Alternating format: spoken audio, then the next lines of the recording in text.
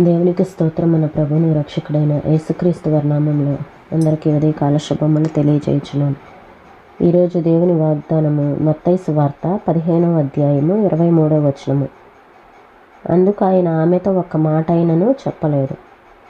ఇక్కడ యేసుప్రభు వారి దగ్గరికి కనాను స్త్రీ ఒక ఆమె వచ్చి, నా కుమార్తె దెయ్యం పట్టి ఉంది, బాధపడుతుంది అని చెప్పినప్పుడు యేసుప్రభు వారు ఆమెతో ఒక్క మాట అయినా చెప్పలేదు. ఒక మాట అయినా సమాధానం చెప్పకపోతే ప్రభువారి శిష్యులు వచ్చి, ప్రభువా ఏమో కేకలు వేస్తుంది, ఈమెను పంపించి వెయ్యి అని ప్రభువారిని వేడుకున్నప్పుడు యేసుప్రభువారు, అమ్మ పిల్లల రొట్టె తీసుకొని కుక్క పిల్లలకు వేయటం యుక్తం కాదు అని చెప్తారు.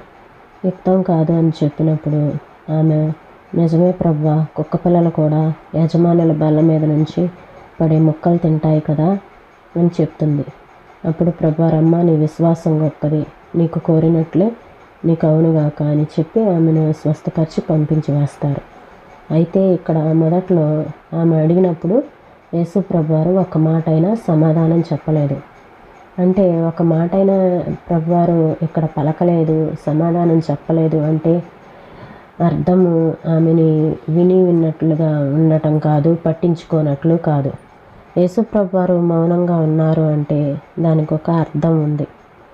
ఆయన మౌనం మాటల కంటే, ప్రభువారి మాటల కంటే మౌనమే ఎక్కువగా అర్థవంతంగా ఉంటుంది అని దేవుని మాటలు మనకి తెలియజేస్తూ ఉన్నాయి. కొన్ని సందర్భాలలో ప్రభువు మనం అడిగినప్పుడు సమాధానం రావట్లేదంటే యేసుప్రభు వారు మన ప్రార్థన ఆలకించట్లేదు, మనల్ని పట్టించుకోవట్లేదు, మన పట్ల నిర్లక్ష్యంగా ఉన్నారు అనే ఉద్దేశం అయితే కాదు. ప్రభువారు ఓపికతో మనం కనిపెట్టుకోవాలని, ఇంకా ప్రభువుని గురించి మనం లోతుగా తెలుసుకోవాలనేటువంటి ఉద్దేశంతో ప్రభువారు కొన్ని సందర్భాల్లో నిశ్శబ్దం వహిస్తారు. ఊహించని విధంగా హృదయ విదారకమైన వేదన వచ్చి పడి, లేక ఆశలు పూర్తిగా అడుగంటుకుపోయి, లేక మనస్సు వికలమైపోయేటంత దీనస్థితి దాపరించి కృంగిపోయి ఉన్న వారెవరన్నా ఈ మాటలు చదువుతున్నారేమో. నీ దేవుడు చెప్పే ఓదార్పు మాటల కోసం ఆశగా ఎదురు చూస్తున్నావేమో, కానీ నిశ్శబ్దమే నీకు ఎదురు కావచ్చు. అంతా అయోమయంగా ఇంకా కొంతకాలం అనిపించవచ్చు. అందుకు ఆయన ఆమెతో ఒక్క మాట అయినను చెప్పలేదు. బలహీనమైన హృదయాలు ఓపిక పట్టలేక పిలిచే హృదయ విదారకమైన పిలుపులకు దేవుని సున్నితమైన హృదయం ఎంత నొచ్చుకుంటుందో. ఎందుకంటే ఆయన సమాధానం ఇవ్వకుండా ఉండాల్సి వచ్చింది మన మంచి కోసమే. యేసు ప్రభు నిశ్శబ్దం ఆయన మాటల కంటే ఎక్కువ అర్థవంతంగా ఉంటుంది. ఇది సూచన కావచ్చు, తిరస్కారానికి కాదు, కానీ సమ్మతికే, నిన్ను మరింతగా ఆశీర్వదించటం కోసమే. నా ప్రాణమా, నీ వేళ కృంగి ఉన్నావు, ఇంకనూ నేను ఆయన్ని స్తుతిస్తాను. ఆయన మౌనం కోసం. ఒక పాతకాలపు కథ ఉంది. ఒక ఆవిడకి కల వచ్చిందట. ఆ కలలో ముగ్గురు ప్రార్థన చేస్తున్నారు. దేవుడు వాళ్ళ చెంతకి వచ్చాడు. మొదట స్త్రీ దగ్గరకు వచ్చి కరుణతో, కృపతో, వదనంలో వెళ్ళి విరిసిన చిరునవ్వు ప్రేమను కురిపిస్తూ ఉండగా ఆమెతో మృదువుగా, మధురంగా మాట్లాడాడు. ఆమెను వదిలి రెండో ఆమె దగ్గరకు వెళ్ళారు. ఆమె నుదుటి మీద ఒక క్షణం చెయ్యి వేసి ఒక్కసారి ప్రశంసాపూర్వకమైన ప్రేమ దృక్కులతో ఆమెను చూశారు.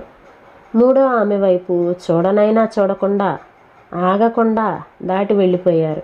ఆ కలలో ఆ కలకంటున్న ఆమె అనుకుందట, దేవుడు మొదటి స్త్రీని ఎంత ప్రేమించాడు, రెండో ఆవిడను కూడా మెచ్చుకున్నాడు, కానీ మొదటి ఆమె పట్ల చూపించిన ప్రేమను చూపించలేదు. మూడవ స్త్రీ మాత్రం ఆయన్ని ఎంత బాధ పెట్టి ఉంటుంది, అందుకే ఆమెతో మాట్లాడలేదు సరికదా, కనీసం ఆమె వంక చూడనైనా చూడలేదు. ఏం చేసిందో ఆమె? ఆ ముగ్గురి మధ్య అంత తేడాలెందుకు చూపించాడు ప్రభువు? దేవుడు అలా ఎందుకు చేశాడు అని ఆమె ఆలోచిస్తూ ఉండగా ఆయనే వచ్చి ఆమెతో ఇలా అన్నాడు, నన్ను ఎంత తప్పుగా అంచనా వేశావు. మొదటి స్త్రీ నా మార్గంలో నడవాలంటే నా ప్రేమ, నా అపేక్ష ఆమెకు అవసరం. దినంలో ప్రతి క్షణం నేను నా ప్రేమతో ఆమెను వెంటాడుతూ ఆమె ఆలోచనలను చక్కబరుస్తూ ఉండాలి. లేకపోతే ఆమె దారి తప్పిపోయి పడిపోతుంది. రెండో ఆమె విశ్వాసం కాస్తంత గట్టిది. ఆమె ప్రేమ లోతైనది.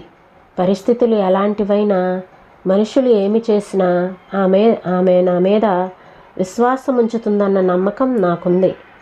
నేను నిర్లక్ష్యం చేసినట్టు, పట్టించుకోనట్టు ఉన్న ఆ మూడో స్త్రీకి ఉన్న విశ్వాసం, ప్రేమ అతి శ్రేష్టమైనవి.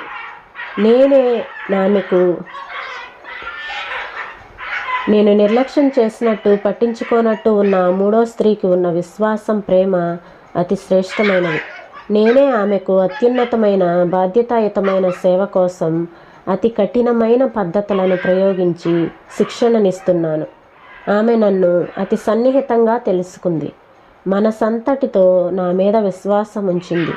చూపుల్లో కానీ, మాటల్లో కానీ, చేష్టల్లో కానీ నా మెప్పుదల కనిపించకపోయినా ఆమె విశ్వాసం చెక్కు చెదరదు. నేను ఎలాంటి పరిస్థితులు కల్పించినా ఆమె నిబ్బరంగా, నిస్సందేహంగా దాటిపోతుంది. స్వభావ సిద్ధంగా ఆమెలోని అణువణువు, ఆమె మనస్సు, జ్ఞానము వ్యతిరేకించిన నా మీద నిరీక్షణను మాత్రం ఆమె వదులుకోదు. ఎందుకంటే నేను ఆమెను నిత్యత్వం కొరకు సిద్ధపరుస్తున్నానని, నేను చేస్తున్నది ఇప్పుడు ఆమెకు అర్థం కాకపోయినా ఇక ముందు అర్థమవుతుందని ఆమెకు తెలుసు. నా ప్రేమలో నేను మౌనంగా ఎందుకుంటానంటే, నా ప్రేమ మాటల్లో చెప్పలేనిది, మానవ హృదయం అర్థం చేసుకోలేనిది.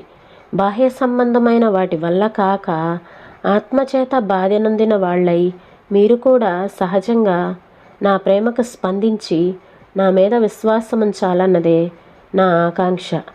ఆయన మౌనంలోని అంతరార్థం నువ్వు తెలుసుకొని ఆయన స్తుతిస్తూ ఉంటే ఆయన నీ ద్వారా అద్భుతాలు చేస్తాడు. తన బహుమానాలను ఇవ్వకుండా దాచిపెట్టిన ప్రతి సందర్భంలోనూ ఆ దాతను నువ్వు మరింత లోతుగా అర్థం చేసుకోగలగాలి. ఈ మాటలను ప్రభువు మన వినికిల్లో దీవించునుగాక. ప్రార్థన చేసుకుందామండి. స్తోత్రం తండ్రి, పరిశుద్ధుడా, ప్రేమ కలిగిన దేవా, నీకు వందనాలు చెల్లిస్తున్నాం ప్రభా.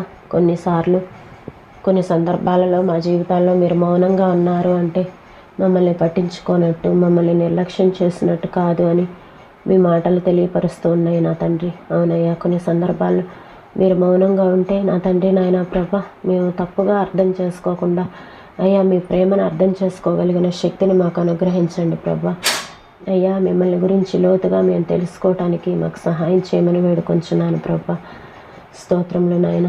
అయ్యా నా తండ్రి, మీరు మా వైపు నా తండ్రి నాయన కొంచెం మౌనం వహించినప్పుడు మేము అర్థం చేసుకోగలగటానికి, మీ యందు నిరీక్షణ ఉంచడానికి మాకు సహాయం చేయండి ప్రభా.